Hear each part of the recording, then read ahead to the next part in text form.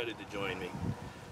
This video started out to be one video I wanted to show a fire system that I've made and some of the knives that I choose to use. Some of what I've used is a little bit different than what I see on most of these videos. So the video got so long, it was starting to get into the roughly 40-minute range, and that seemed like just way too long to expect people to, you know, want to watch something like that and to keep enough interest going to keep it going. So I've broken it into part 1 and part 2, and this will be part 1. And what I'm going to do today is I'm going to show you how my fire system works. I developed it because the area here is generally a little bit swampy and wet, so a lot of times we're dealing with, you know, damp ground and a lot of sphagnum moss that's usually pretty wet, and it's sometimes hard to keep your fire going. And the other time you've got snow, and then in the hot part of the summer, which we don't get much of, but still, when things dry out, you know, you're always got the risk of forest fire. So this is a system that I've made up for my own use here, but it could work probably anywhere because it does cover both the wet and dry problems. So here we go. This is rebar. It's 3 pieces. Now this particular system isn't really made for backpacking. It's 3/8 rebar, so it weighs, the 3 pieces together weigh about 3.5 pounds.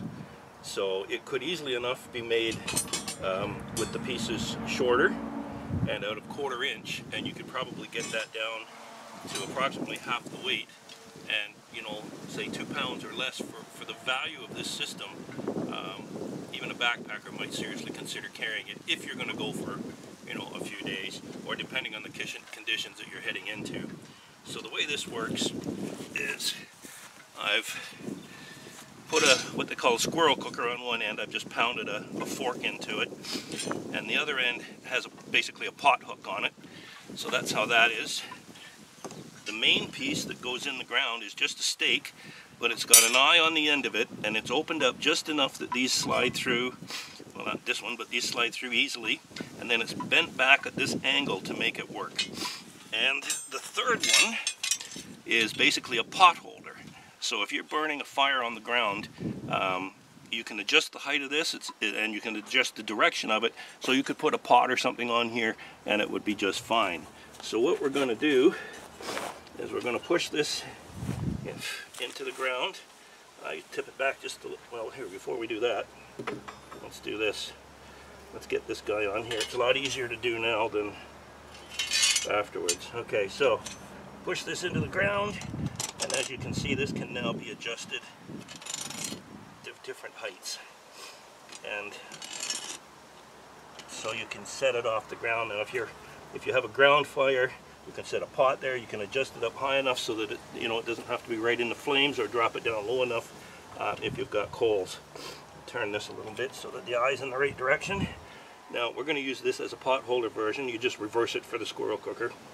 So you just put it in, wiggle it through, bring it up like this, and now you can line them up. So this can be swirled, so if you've got a longer fire, let me turn that a little bit so you can see it. If you've got a longer fire, you can have, you know, like a keyhole fire, you can have a lower temperature over there and a higher flame level over here, whatever you want to do. It gives you the flexibility for that. The part that I like about it, this is the hobo stove I made a while ago in a previous video, and I had already made this quite some time ago, a few years ago, and this was so close to the right size to fit on here, I thought, boy, that's not bad. So I reforged this a little bit and opened it up just enough that my hobo stove now fits right down in there. So what happens is, I now have an adjustable, this doesn't adjust for height, this part here, but I can adjust it for length though, wherever I need it to be. So I can now adjust this. If I'm down to coals or whatever, I can raise this up as close to whatever's here as I want. For example, if the squirrel cooker fork was on this end, I could get it closer to the heat. And in this case, if I was hanging a pot there, I can drop it right down. It's still probably 2 inches clear of the ground. or whatever distance you think is necessary, so you're not going to have to be too concerned about the heat setting anything on fire. And then you can have your pot hanging here for boiling water for whatever reason you need it. So this is the system that I use. It works great. I usually travel, I know I've said this in other videos and before, but I travel because it's quite marshy here and there's a lot of beaver swamps and so on. It's pretty hard to walk in the direction. If you want to go 10 miles in one direction, you've got to go 40 miles by the time you zigzag around all the beaver ponds and stuff. So generally I use boats, canoes, and four-wheelers. So weight isn't really an issue for me when I'm hauling my gear around. I don't have to worry about you know, every ounce of weight that I'm carrying. It's certainly not like a packing situation. But as I said, this could be made on a smaller scale with lighter material. It could also be made on a much larger scale with heavier material. You could make this out of 1/2 inch instead of 3/8 or even 5/8 or 9/16 or something, and give it enough strength that it would be able to hold a Dutch oven, and that would be something that could be used you know, in a base camp type situation where you've got you know, your shelter or camp or whatever you've got, tent even, and this could be set up outside, and if you carried that stuff in a boat again or whatever, where weight's not an issue, you could make this out of a heavier material, and you could or you could even put a second upright on this side for maximum support and use it that way. But either way, and of course you can make this any size. I just adjusted it to fit my little hobo stove here, but you could make this loop any size and shape. You're forging it, you pound it to whatever you want. So you could put any size, match it to any size fire box you've got or whatever your fire kit is, or you could make it big enough that you could put a bucket in there if you really needed to and have a great big fire. And it's all of that just depends on whatever size material you choose to use and what your needs are. So let's take this out into the bush a little bit. We'll take it for a hike. I have a spot I want to go to. I'm going to be building a sort of a bear camp, I guess, basically a sort of a hunt stand, I guess, or whatever you want to call it. I'm going to build it more of a lean-to style so that you know, if I'm out there and the weather's bad or whatever, I can duck in there and stay there for a few hours, or even overnight if the time comes. And this type of thing will come with me. So I'm going out there to find that location. I have a pretty good idea where it is. So let's take this out and give it a whirl. Come along with me.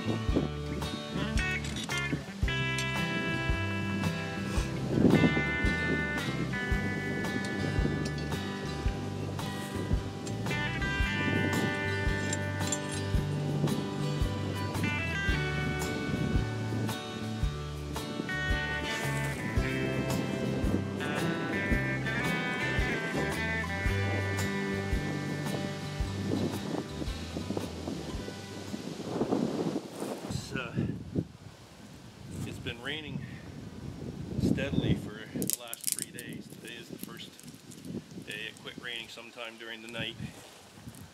It's a nice sunny day right now for sure, but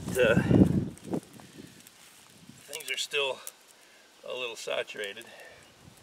So I'll just have to make the most with what we got.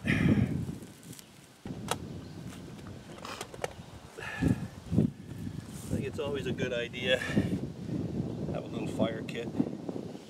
Doesn't have to be anything fancy. I have a lighter in my pocket, but that doesn't really do much. But I always carry little bits of birch bark. Even damp birch bark will work really good, but there's lots of birch bark. I have a lot of birch bark in my firewood at home, so it's all there. I collect it as I'm going along, just quite a good sized bag of it.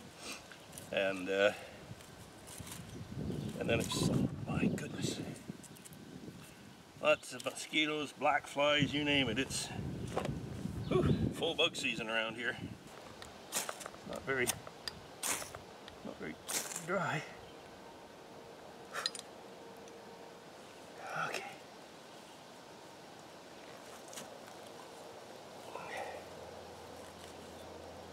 if that works. And that stainless steel knife probably shouldn't have been used for making my spark, because stainless steel doesn't generally work that great, but the ground is so wet that it can't hardly support it. Stakes in probably 8 or 10 inches, but the ground isn't obviously supporting it very well. Let's see if we can get that back in place a bit. My golly. Let's try that. Okay, maybe we'll just get my glove and throw on a bit of tea here. We can get past all these other bugs. Find my tea bag. I can make this spruce tea, I suppose. There it went. No, it didn't. Well, anyway. There we go. Take you off for a second. Let's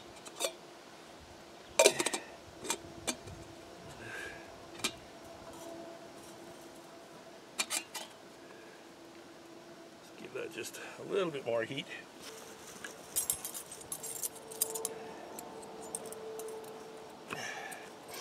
Gotta have some honey with the tea.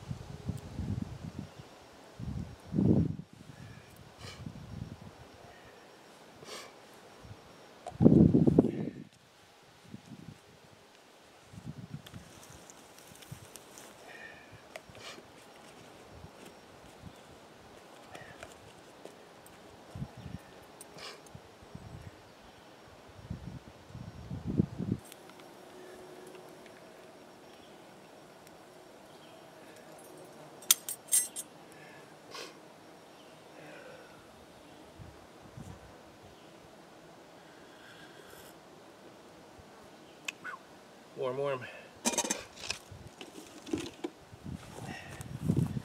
One thing about using this system too that I wasn't really thinking about, but it's pretty apparent here right now. When I take this and pull this out of the ground and take it with me and go, there sure isn't going to be any sign. There's the odd little charcoaly thing there that just kicked out on me, but there isn't going to be any sign that anybody was here doing this. You don't even have to try to cover up a fire pit. You don't have to worry about, all you got to do is pack out your junk. And I hope everybody does that, because we're awful privileged in North America, Canada here, and in a lot of parts of the US to have some absolutely gorgeous places that we have the use of just for coming out and doing it. You know, it doesn't cost anything to be here. It's crown land or government land or our land or whatever you want to call it. But we can camp on it, we can hunt on it and fish on it, we can come out and spend a day doing a little bit of this kind of woodscraft and whatever we want to do. We can't build a house on it, but that's one of the few restrictions. So, and we don't have to pay anything for that as residents of this province. So, you know, we're pretty darn fortunate. And there's just, Canada's a big place. There's places all, I mean, I'm 1,000 miles north of Toronto, which is the main city. And there's not much up here but bush and bears and trees and moose and whatever. And you can go 100 miles up a side road, an old disused logging road, and there's nobody, absolutely nobody. You can be up there for 2 weeks and you won't see, even airplanes don't fly by here because there's nowhere for them to go from here, like to fly over on their way to anywhere. It's just pristine, boy. You can canoe into places where, you know, people haven't been in years, if maybe at all. Maybe some native walked through there 100 years ago, who knows. So take care of it, clean it up, treat it with the respect that it deserves, because, you know, it's not just for our use but for the generations to come. And it's you know, one of the reasons I like making these videos is that I'm hoping that, if nothing else, the adults that see it that don't bushcraft will get involved and get interested. And certainly for the kids, you know, let's get them interested. They're the future of everything, and without them, you know, who knows where this stuff's going to be. Probably not in my lifetime, but you know, we got to think beyond that.